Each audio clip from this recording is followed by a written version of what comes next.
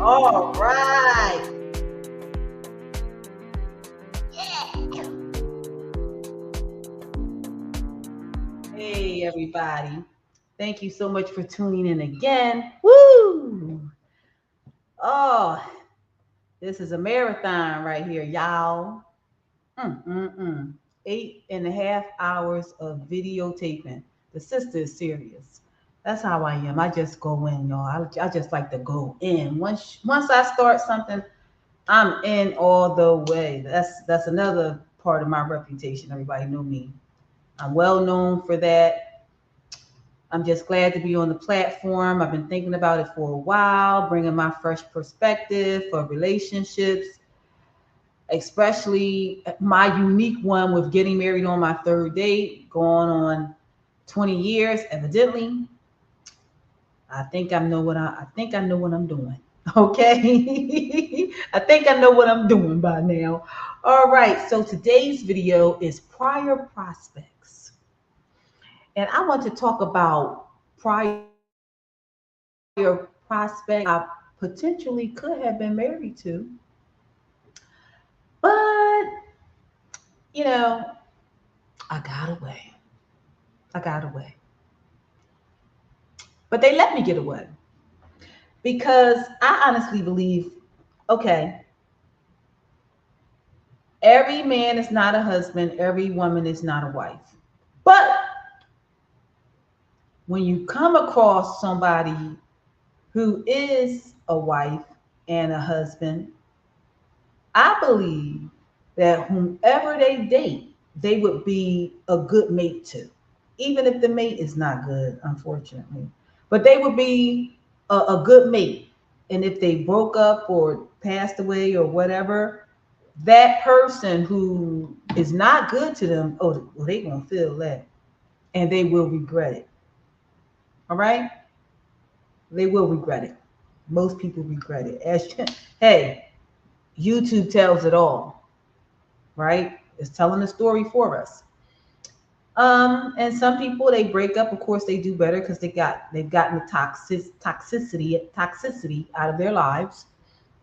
But once a person is good, he's good. We all even have seen videos where the woman said, "It's okay to leave a good man." Girl, you enough of that. It's okay to leave a good. Don't never leave no good woman. And that's why a lot of men are not leaving you, ladies, now, and you're just dating.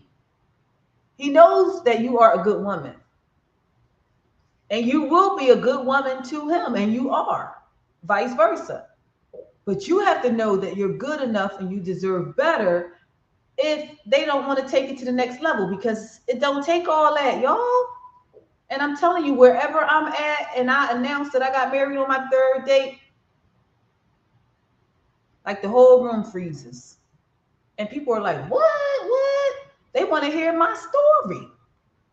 And then I see some people get a little tight, get upset because I think they be thinking like, you mean to tell me she met somebody and they married her on the third date, and I've been with my boyfriend for over 4, 5, 6 years, and it doesn't matter what race it is, from black to Spanish to white, it doesn't matter.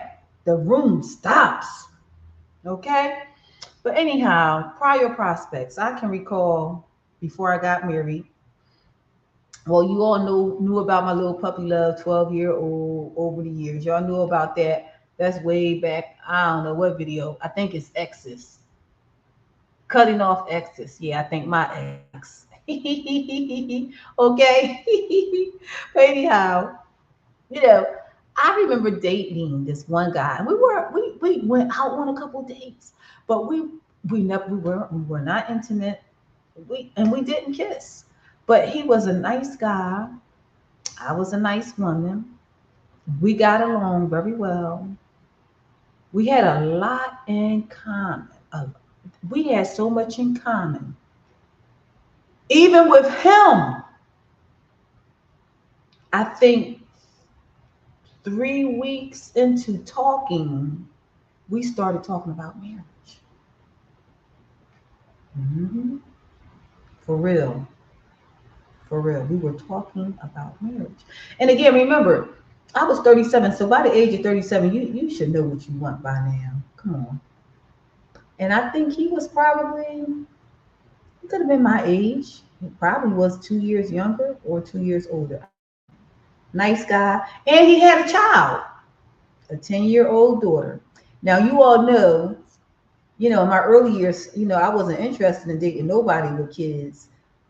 By the time I turned 37, although it was on my list in one of my videos that I read earlier, right? Um, with him, it didn't matter because we had so much in common. Oh my goodness. And I could tell, to me, he was a good guy. He seemed genuine. I liked him. But, okay, before I get to the but, I know one day he asked me to come over to his house, and I did. And we were in the kitchen, and we literally were talking about marriage. And he was like responding like in a positive way, like, yeah, I've been thinking about, marriage too, whatnot, whatnot. And we were communicating about, our little relationship communication. Now, again, we never had sex. I did not kiss this man, but we were talking about marriage, okay? And this isn't my husband. This is somebody totally different before my husband. And give me a minute here. I was letting him know that every time we ended a date and when I would come home, I think we would just give each other a hug. And as soon as I turned my back, he would say something like, now you can go talk to your boyfriend. And it would like always make me stiff up, like, why are you saying that? I don't have a boyfriend. I didn't have a boyfriend. Okay? I didn't have a boyfriend where somebody would say, you my woman, it's me and you, blah, blah, blah, blah, blah. Right? And it was starting to hurt my feelings. And, I let him know. I said, I know you're joking, which, come on, every joke has some seriousness to it, right? I said, but if this was some, what can I call it? Metaphor. I don't know if I want to call it a metaphor, but a simile. Y'all know what I'm doing. Okay, comparison. I gave him an example of how it made me feel. I felt like I was a balloon, right? That somebody took a tiny, tiny, tiny fine pen and just would be sticking me. And I would feel a little bit of air go out. And I explained that to him. Every time you say that, that's how you make me feel. I said, I know you're joking. I said, but it's making me concerned because you keep saying it. And my concern is not you saying it. My concern is it going to stop? Is it going to stop? Because I already knew that wasn't going to work for me. Because you're not going to make me feel insecure about me telling you the truth about who I am. And I think him and his baby's mother wasn't together. I never asked questions about that because I was the type of woman, I'll ask questions about other women in the presence of a man. I just don't do that. To me, that's a waste of time. And women, we're so smart and we have such good intuition. All we have to do is watch and listen, and the story reveals itself. All darkness comes to light, whatever, right? So I don't know if he had a bad relationship and he was projecting any negative experiences that they had on me. Because some people who come from bad relationships, they punish the next person who had nothing to do with it. Come on now. And that's why I didn't want to marry people who was married and people with kids and things like that. Come on, I don't have time for this. Okay? All right, don't get me confused. Don't get me confused with your ex. Oh, matter of fact, that's an argument that me and my husband did have. Ooh, I know y'all can't wait to hear that. That's a juicy one too. I can't wait to get to that one. But anyhow, and it wasn't nothing blown out. We never disrespected each other and called each other out of names. Come on, it's not that deep. Come on now. All right, but anyhow, he just wouldn't stop, y'all. And it was turning me off. But I gave him grace and I was patient with him and stuff like that. So after we talked about marriage, I think what happened is it kind of made him a little bit insecure. I think he wanted to get married, right? Because the conversation was good. We really got along. We had so much in common. Um, and he was a Pisces. I think that was my first time ever dating somebody who was a Pisces. My mom's a Pisces, but I'm not really into zodiac sign. But back in the day, we asked people, "What's your sign?" Right? But yeah, I think it made him a little nervous because he knew that I was a good woman. He knew I was good, and I knew he was a good man. But I think something was holding him back from launching in, taking a plunge like my husband did. My husband, he was like, "Look, I'm going after this," and he got it. My husband said he won me fair and square, is what he tells me, which is true, right, right, right. So the guy started missing in action, which was cool with me because I'm 37. We grown, right? He wasn't calling, not a problem. I'm 37 years old. Hey, I've been living my best life and entertaining myself up until this time, my prime years of dating. So if you don't want to call, that was cool with me. We grown. You do what you want to do, right? And then he calls me, right? And he was like, you didn't call me. Like, is this a game or something now? Are we playing a game? I didn't say that to him. But I said, well, I thought you wanted some time to yourself. And besides, we're grown. When I'm here, whenever you're ready to call me, call me. You know what I'm saying? I'm not sweating you to call me. Come on, you got a life. Come on now. I understand. And I have a life too, right? So then the next thing you know, he calls me. He start calling me because I guess he was like, man, this girl she ain't chasing me for what? All right. I don't want you to chase me too. We're grown. We should be able to talk. We should be able to communicate, right? There should be no chase. All these videos with how to get a girl to chase you, how to get a man to chase you. Mm, grow up. Grow up. Because after a while, the race will end. Okay?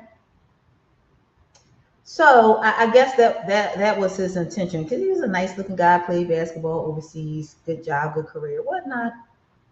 Pretty boy, I think. I think he was a pretty boy.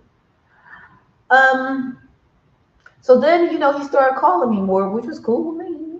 Didn't matter if he did or not. I'm not, I'm here, but I'm not like waiting by no phone.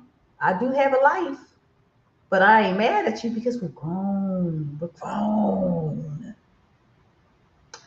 So then he calls me one day saying, yeah, what you been up to? So I laid down, I was been here, that, whatever, whatever. Probably took myself out to dinner, whatever, taking care of business, whatever, doing my business, whatever. And so he said, yeah, I was at the club and all the women was on me. And one woman said, I like that light blue suit you got on. And he was just, what can I say? Showboating about his night out, which was fine with me. The guy was a good looking guy. Suave and whatever color the suit was. I thought he said blue, light blue. Okay, because men normally don't wear light colors, but I guess it was during the transition when men started to wear colors that typically were taboo to them. But anyhow, I don't know what the light blue suit look like. I ain't seen him in it. But I'm just going by what he told me, okay? So anyhow, he's talking about how the women was on him and all this stuff like that. Well, that's cool because I'm definitely not no insecure woman. All right. I don't have time for that. Please. So, in the process of me meeting him was around the same time period that I met my husband, right? And it was around the same time period that my current husband, and I started going out. So then all of a sudden, the guy, the prospect, didn't call me, right? By the time he called me back, I was married. Just like that.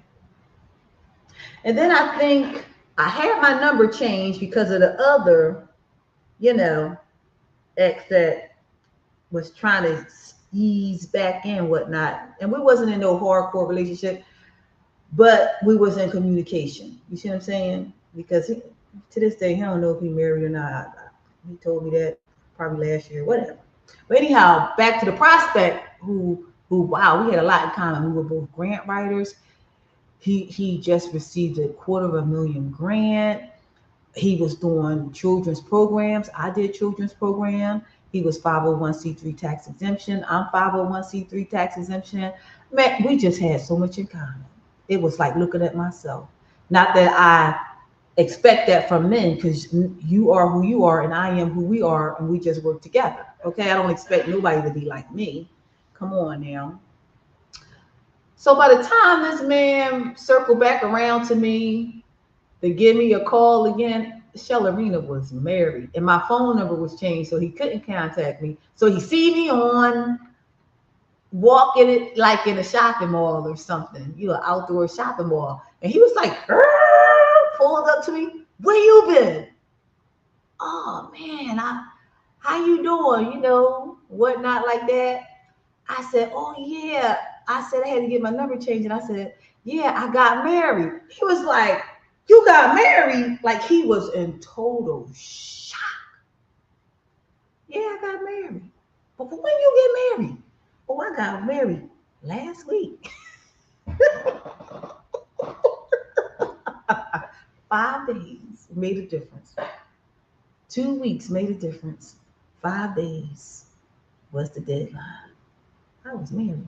Somebody that came that fast and said, scoop, pick that piece of gold up, shine that gold up, that diamond up, and now that diamond sparkling on his side.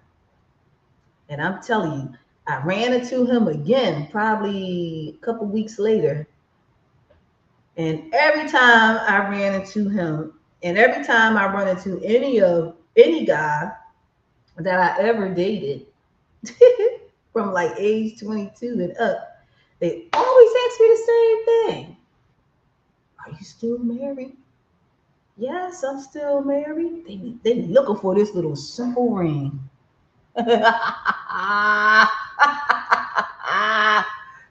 Yes, I'm still married. Some people thought I moved to California. I'm like, I don't know where everybody got the idea that I moved to California. I ain't never told nobody I was moving to California. Why does everybody think I moved to California? I don't know, y'all. Probably it was those No Mercy dresses I used to wear to the club back in the day, and the way I used to dress, because people would say that I was ahead of my time. 30 years ago, this is all my natural hair right now, but 30 years ago, I used to wear weave down to my butt. 30 years ago, that wasn't even heard of.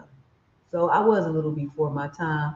And if that did occur, it was typically out California. So I guess that's why everybody thought I was out California when they didn't see me. I don't know why. But right now, this is all my natural hair. It's 18 inches long and it's past my butt actually. So anyhow, that is what happened to prior prospects. They lost out on the opportunity. And I would like to say that I have a line.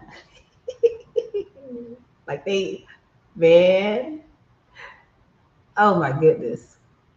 But I wouldn't desert my husband for them. Y'all see what I'm saying? Because some women divorce their husband thinking they got a line. And sometimes a line is just a facade. But as soon as you leave your good man, ain't gonna be no line there waiting for you. You know what I'm trying to say? So let's not be deceived. That's a whole nother video, tricks of life. Oh, I can't wait to get to that one. But that's what happened to prior prospects. They lost out on the opportunity and they know it. Like I ran into one person. I mean, that first couple months of my marriage, I mean, people were stealing kisses off the cheeks. I never told my husband, if he see this video, he might, I hope he'll be like, what? Calm down, honey. That's something 20 years ago. One even caught me one day and just grabbed me up and right on the lips. I ain't tell my husband, no.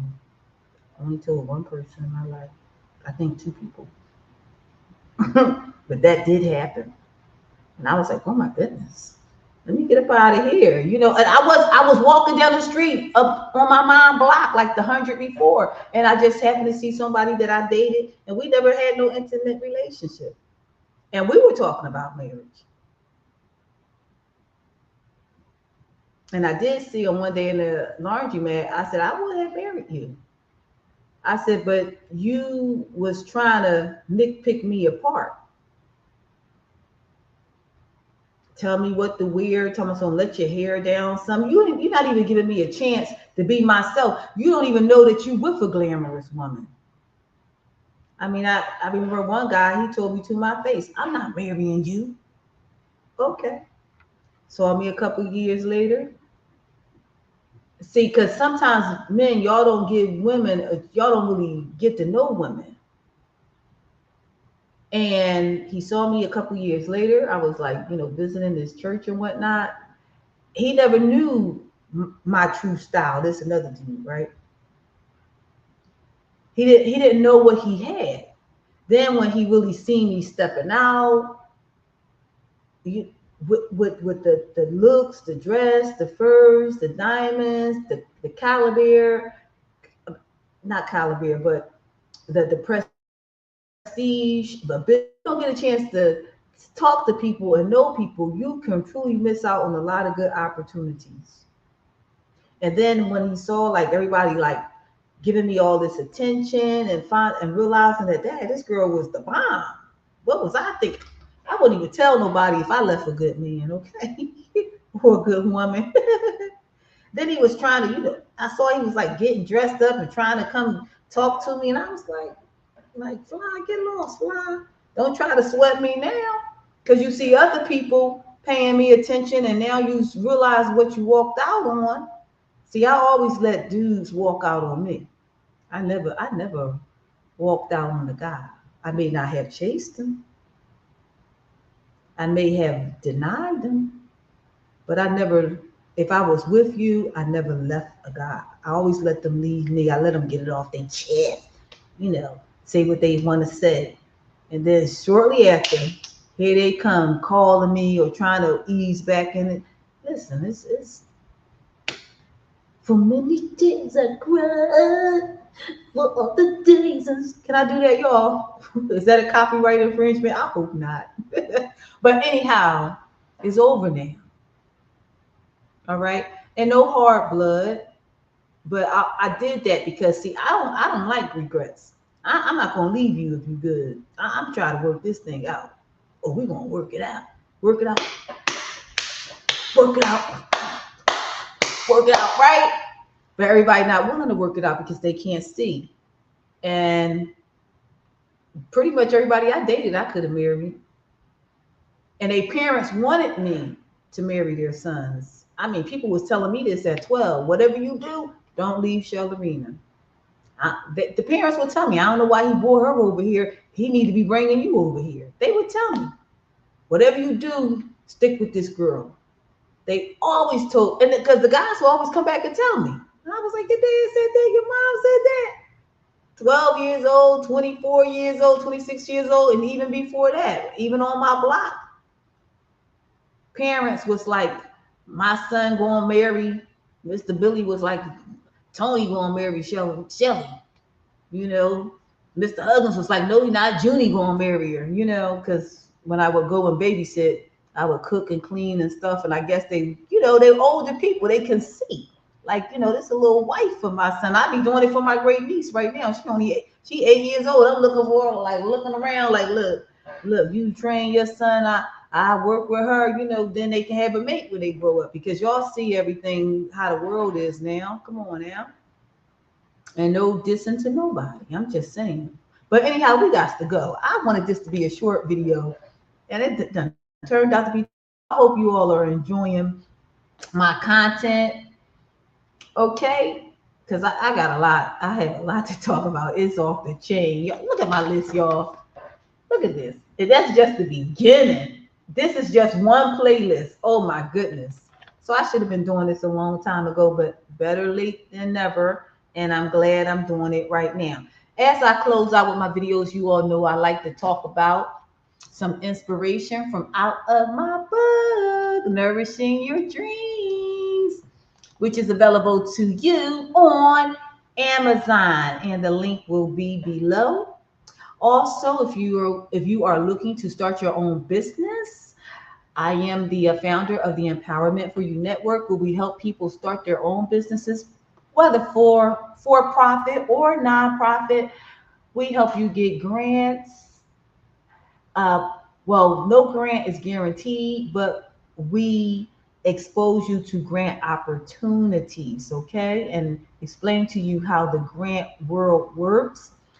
We also have resources for TV and podcasts and social media platforms. And if you have ever aspired to be your own author, we can help you with that as well. All right. So, the book Nourishing Your Dreams is a book that encourages people to follow their goals. It gives you strength through the challenges that you face when pursuing your entrepreneurial endeavors, and it helps also just build your quality of life, because a good word is like what, marrow to the bones. That's what Proverbs say. Okay, so the thought or the affirmation with the witty response is, the thought is, never expect something back. Okay, I said that one already, so I'm on the wrong one. I said that in a video before, so excuse me. Let's start again. Okay, the affirmation or the positive thought is, your imagination can run 20 years into the future. The witty thought is, or response is, be patient. Your success must catch up to you. Okay, with this book, I am going to create a playlist, and I will be walking through each one of these uh, affirmations or positive thoughts, right? And I'm going to give more detail on each, why I wrote what I wrote, and share with you the experience that birthed this expression. You all enjoy your evening or morning or afternoon, because it's 9 o'clock. I have been making videos for 8 hours. I knew I would have been done if I would have started at 4 o'clock in the morning. Rats. Okay, so anyhow, I'm going to try to finish the final 1, 2, 3, 4, 5, 6. If I can get 8 more done before midnight, I would have 30 videos done. A total of 30 videos. And I started, I think, on Tuesday, one video a night. But after tonight, I'm trying to reach that threshold of 30, and tomorrow finish up what? The other probably 12. Okay? Because they say that's the threshold to get the YouTube algorithms moving for you. All right, y'all take care. So I'm putting in my work. I'm grinding, as I've heard other YouTubers say, to get my channel up and running properly. Take care. Bye bye.